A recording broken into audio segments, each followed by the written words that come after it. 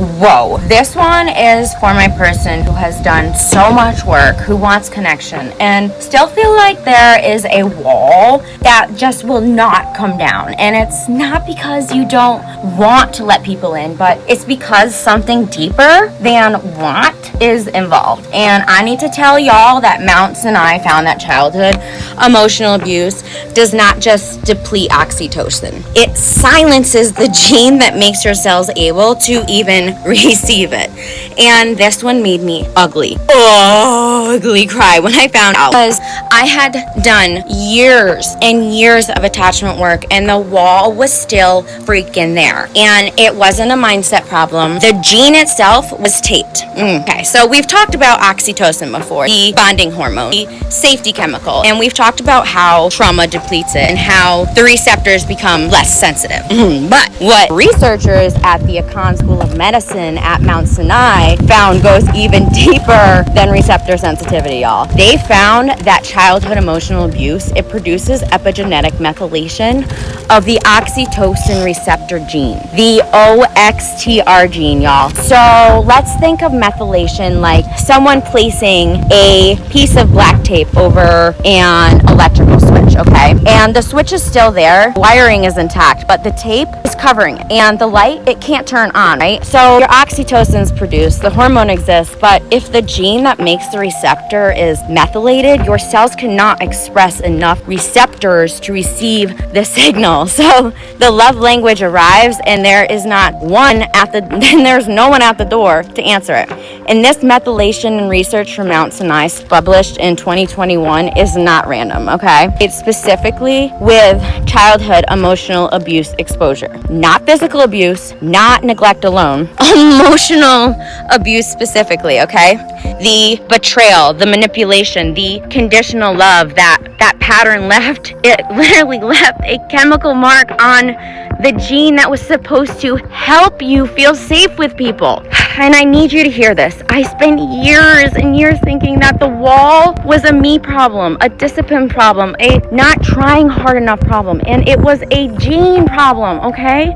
Caused by something that I did not even choose and did not deserve. Most of y'all that have been following me for a while, I literally, when I was born, I paralyzed my mother from the waist down and my father was too drunk to drive me home from the hospital. That is how my life started, okay? So y'all can just imagine how the rest of it went. And here's the extraordinary thing about epigenetic methylation. It is not permanent.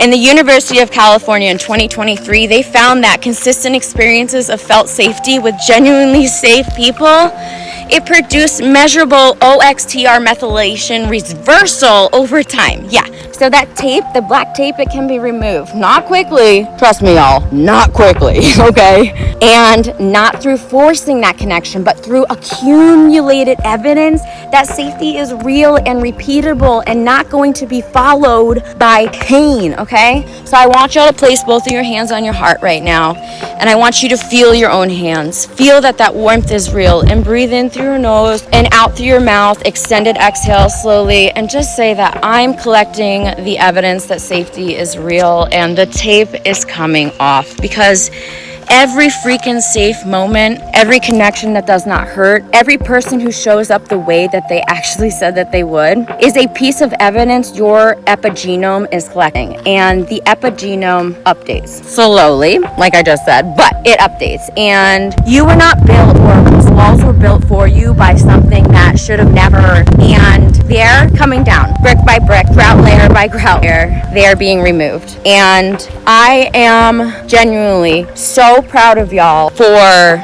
continuing to understand the emotional triggers and awareness within ourselves to continue our own journeys through this emotional experiencing of experience of healing. It takes a lot to do what we're doing, and I will get into it more. Just know, and please understand, for those that have not lived this, there are studies coming out that emotional abuse has the same effects as physical abuse and the same effects as being a war veteran. So they're finding that emotional abuse is actually leading to more pain than people could have even imagined because it's silent, it's hidden, it's invisible. So for all of you that are out there suffering, we are getting through it one day. We are getting one day better at a time, one extra day through awareness, one extra day through healing. And I am so proud of you all for taking one step forward every single day. And it's okay if we have days where we feel like we're going backwards, because as long as we remember that we are growing stronger than the person that we were yesterday, we are improving. And I am so proud of you for that. Happy healing, y'all.